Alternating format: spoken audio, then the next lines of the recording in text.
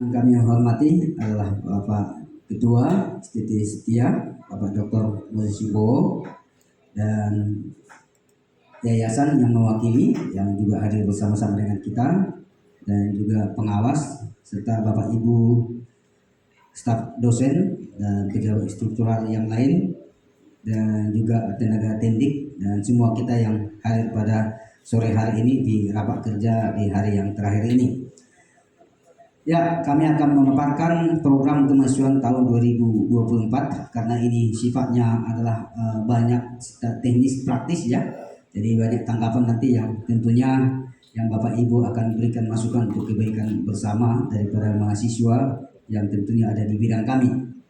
Ya, tim kerja kemahasiswaan adalah saya sendiri, ada Ibu Piranti, ada Ibu Lince, Morbo, Pak Moritan Nambein, ada Ibu Sinti Lana, ada Ibu Wati Eviana, ada Pak Erwin Zai, ada Ibu Sifra, dan ada juga Ibu Nikarni. Jadi kami ada 9 orang di bidang kemahasiswaan.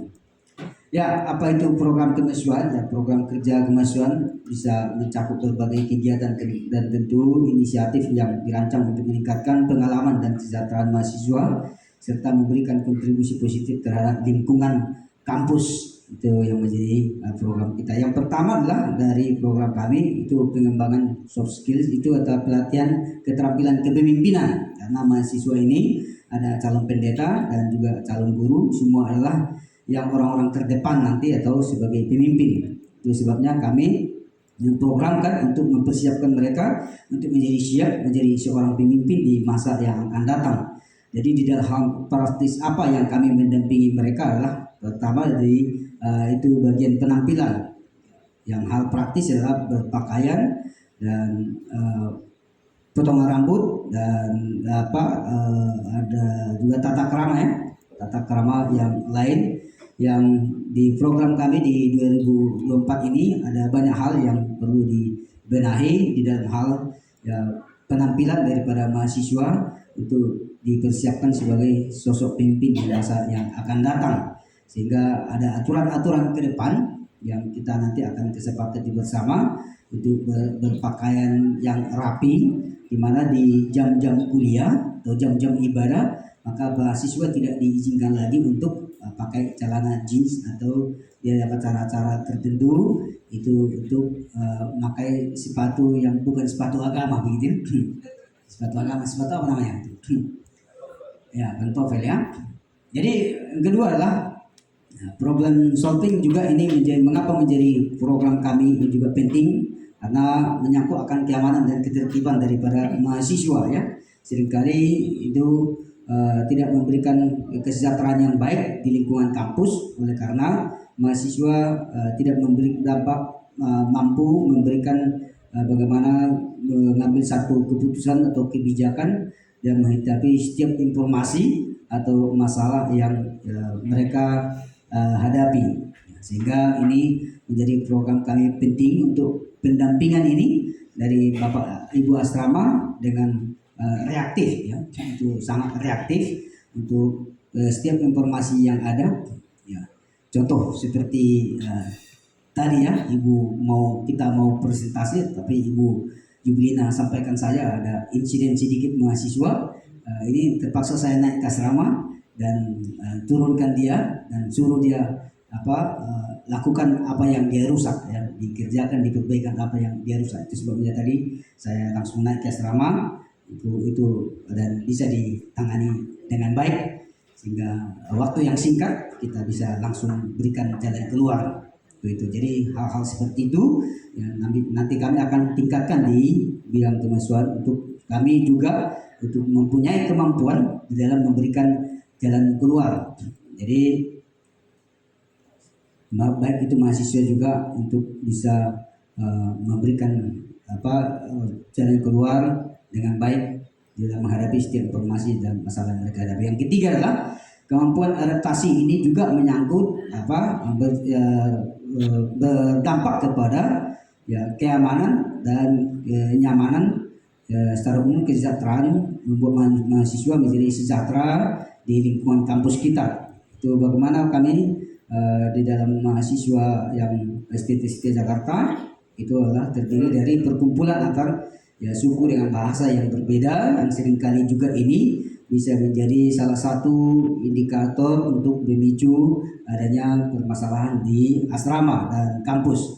Itu sebabnya mereka akan kami persiapkan untuk mendampingi, siap menerima akan hal-hal yang baru dengan kegiatan-kegiatan, misalnya melakukan satu kegiatan ibadah di dalam peribadatan dengan menggunakan bahasa daerah dari semua masing-masing, dan juga acara-acara tertentu bisa ya menerima perbedaan atau hal-hal baru itu dengan bertukar makanan, ya, makanan khas daripada daerah ini. Akan tujuan kami adalah kemampuan mereka untuk bisa beradaptasi dan akhirnya bisa menerima keberagaman satu dengan lainnya, sehingga timbul rasa memiliki atau merasa diri sendiri meskipun berbeda suku dan bahasa. Dan ini yang rencana kami ke depan, dan memang sudah beberapa kali dicoba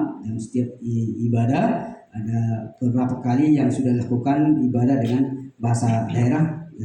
Kalau berbahasa daerah di asrama itu lingkungan kampus, mereka cenderung tersinggung, tetapi ketika di ibadah, wah ternyata mereka bisa menerima dengan baik, ya.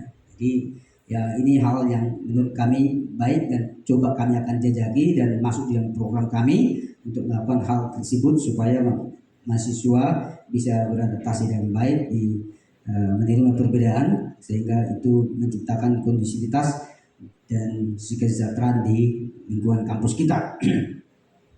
Yang keempat adalah kemampuan untuk beradaptasi dengan teknologi. Nah, ini juga menjadi program kami yang penting, di mana seringkali mahasiswa adaptasi ini dimaksud bagaimana mereka menggunakan, yang konkret adalah contoh seperti penggunaan handphone, ya. Penggunaan handphone itu sehingga terkendala mereka untuk istirahat malam. Itu mereka dari pengamatan kami, mereka bisa istirahat tidur malam itu jam 2 sampai jam 3 mereka masih sibuk menggunakan alat teknologi ini. Dan juga di ibadah-ibadah mereka bukan melihat tafsiran-tafsiran, misalnya waktu ada pendeta yang khutbah atau melihat interlinear di handphone begitu, ya. Tapi justru mereka sibuk dengan Facebook dan game. Jadi ini kami sudah pernah tindak langsung ditahan handphonenya, tetapi mengingat karena aturan kita belum ada aturan tetap untuk penggunaan handphone ketika ibadah itu akan diberikan sanksi apa, sehingga hanya teguran sementara saja diberikan kepada mereka, di mana handphonenya selama ibadah berlangsung diambil atau dipegang oleh kami dari bidang kemahasiswaan atau asrama. Jadi usul kami adalah nantinya hendaknya bahwa handphone ini bisa digunakan jam-jam tertentu, atau yang kedua adalah penggunaan handphone dibatasi pada hari Sabtu atau Minggu. Jadi 2 hari saja di dalam satu minggu. Nanti tentunya kami harapkan untuk kesepakatan kita bersama untuk menangani akan hal ini. Itu berdampak juga kepada kemampuan mereka untuk belajar. Seharusnya dari pengalaman yang lalu-lalu, mengapa handphone tidak ditahan, kesepakatan kami dengan senat yang lalu, pengurusan yang lalu, karena mereka memberikan masukan bahwa banyak tugas-tugas yang dikerjakan melalui handphone ini, sedangkan untuk lab komputer atau internet kita belum memadai untuk mereka tidak memegang handphone ini. Itu sebabnya bahwa di kepengurusan senat yang lalu itu periode 2023, handphone ini akhirnya disepakati masih dipegang oleh mahasiswa di setiap hari.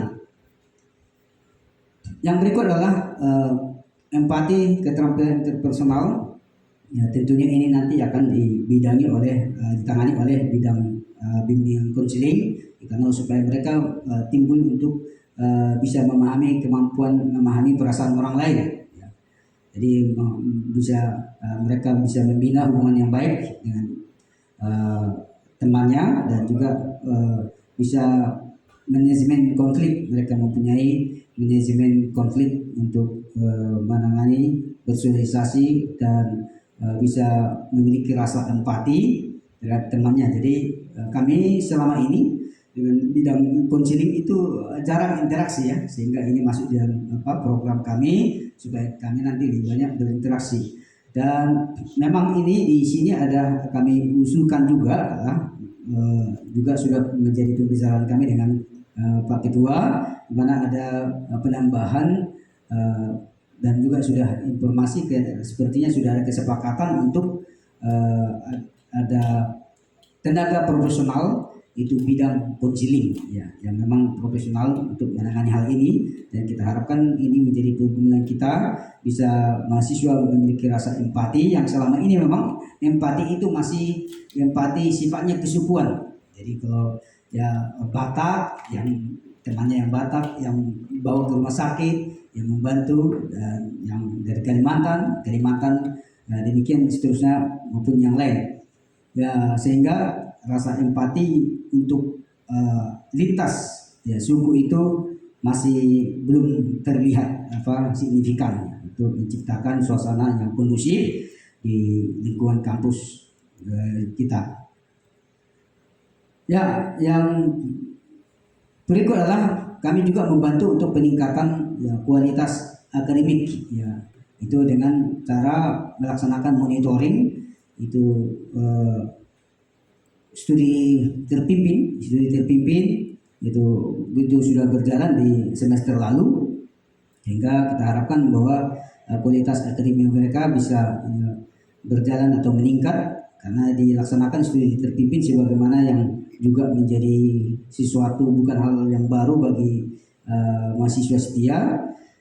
Dimulai pukul 7 atau 19.00 sampai 21 ya, atau kurang 15 menit dari pukul 21.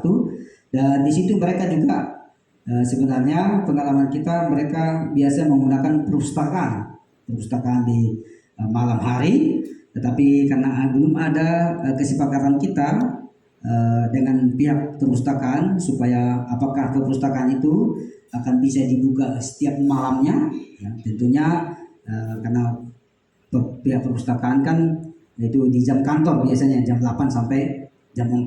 Jadi nanti apakah bisa disepakati sehingga ada tenaga khusus itu yang bisa menghandle untuk perpustakaan bisa dibuka pada malam hari, karena itu juga kami temukan di mahasiswa bahwa mereka kalau hanya di studi dipaksa di kelas-kelas ya, mereka kurang maksimal atau hanya ya main-main saja, mereka turun dari asrama tetapi sebetulnya hanya kumpul-kumpul saja di kelas-kelas begitu.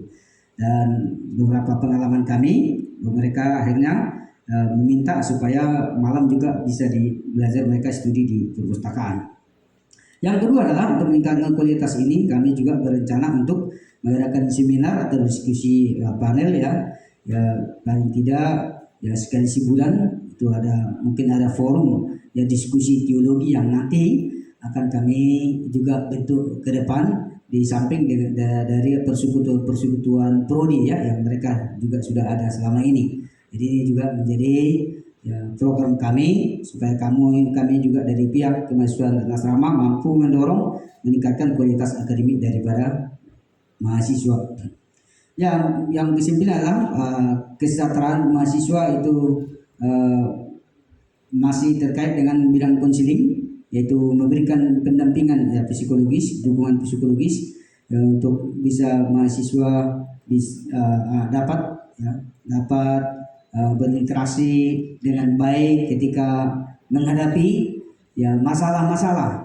Seringkali mahasiswa ketika mereka menghadapi masalah ya tidak didampingi di konseling, juga mereka terkadang tidak bisa menerima akan yang masalah yang mereka ketika mereka diberikan sanksi ya, diberikan sanksi dari perbuatan yang mereka lakukan. Jadi ya menurut kami bahwa selain kami dari kemahasiswaan memberikan sanksi, bahwa kami juga merasa perlu untuk pendampingan untuk mereka secara psikologis bisa menerima ya masalah-masalah yang ada pada mereka, untuk bisa menerima akan sanksi-sanksi yang diterapkan dari bidang kemahasiswaan melalui lembaga.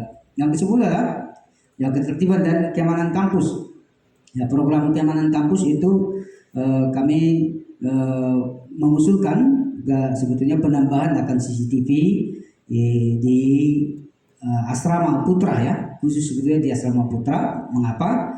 Karena kendala kami selama ini yang masih kurang maksimal mengikuti kegiatan-kegiatan baik dan biston pagi, ya studi malam, ya, ibadah itu putra itu karena lebih lambat ya, reaksinya lebih lambat. Kadang kita harus naik dulu ke atas, bahkan bapak asrama kadang mereka ya kurang dengar gitu ya, tapi biasanya saya yang harus naik dulu dan juga bahkan Pak Ketua juga ya, sering naik. Jadi kalau bisa ke depan kita pasangkan pintu bagi mereka yang terlambat turun, maka mereka akan terkunci otomatis di asrama begitu ya. Jadi jika memungkinkan maka kami minta untuk pemasangan pintu di asrama putra untuk dibuatkan. Yang berikut adalah kita terus diharapkan kampanye-kampanye akan kesadaran keamanan bisa lewat Bapak Ibu staf dosen ya, dimanapun bisa melakukan pendampingan kepada anak kita untuk pentingnya menjaga akan keamanan ini, karena sangat penting jika mahasiswa terkadang tidak kondusif akan mengganggu kegiatan-kegiatan yang lain, karena kita di lingkup kampus ya, di yang lingkungan yang sempit gitu ya. Dan juga kami akan lakukan itu terus dengan berencana mengadakan briefing asrama secara rutin. Selama ini memang belum kami lakukan untuk secara rutin, jadi kami memprogramkan untuk program untuk menjaga keamanan kampus ini. Kami akan mengadakan briefing ya, minimal sekali sebulan. Yang berikut adalah lewat ya security untuk mengadakan patroli atau pemantauan yang dilakukan oleh security dan Bapak Ibu asrama. Ya, yang terakhir adalah evaluasi dari kami. Ya, selama beberapa bulan di periode kami sebagai menjabat kemahasiswaan, bahwa ada hal yang menurut kami perlu dievaluasi.